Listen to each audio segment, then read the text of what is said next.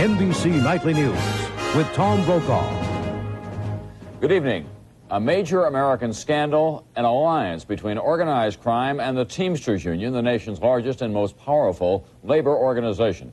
That's the language being used to describe a tough new federal lawsuit filed today in an effort to reclaim the Teamsters from the mob.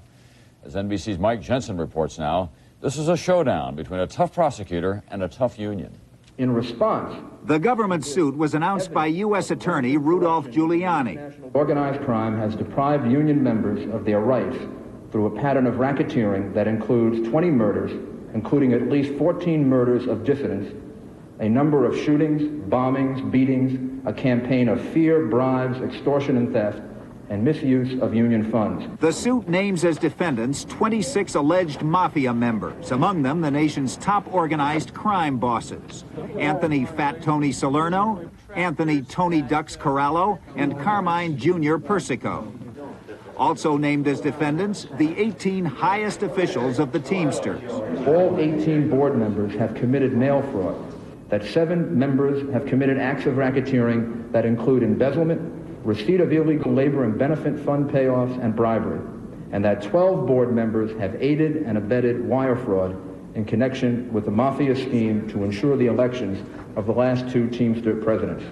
Teamster officials who flew into Montreal this week on union jets for their annual summer meeting denied any wrongdoing. History will record that the complaint against the International Brotherhood of Teamsters marks the lowest point to which the Republican administration has yet fallen in the attack on working men and women of America. But Ken Paff, who is a leader of the union's reform movement, welcomed the government's action. What we want is very simple: a government supervised free election. At a news conference in Washington, Attorney General Meese was asked about Teamster support of Ronald Reagan in the last 2 elections. Had this evidence or had this information been available at the time, that President Reagan, or then Governor Reagan, would obviously not have accepted that kind of support. Teamster President Jackie Presser, who supported President Reagan, is under indictment for racketeering and embezzlement. He has cancer and has given up day-to-day control of the Teamsters.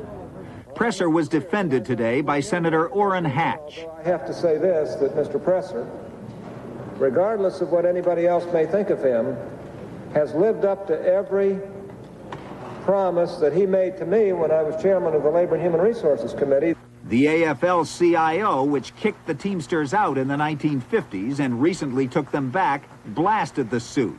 The only level of corruption that I know about is what I read in the newspapers when they talk about the fact that the Teamsters are dominated by the underworld.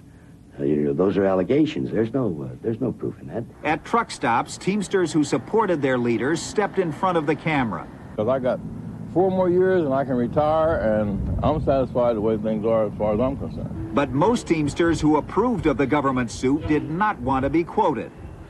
The government says it has no intention of keeping control of the Teamsters, that it wants to kick out organized crime, then have free and fair elections of new Teamster officers. Mike Jensen, NBC News, New York. For all the troubles that it's had over the years, the Teamsters remain a formidable force. 1,700,000 members, truck drivers, waiters, clerks, warehousemen. 3 of its presidents have gone to jail, and all of them in recent years have been investigated extensively.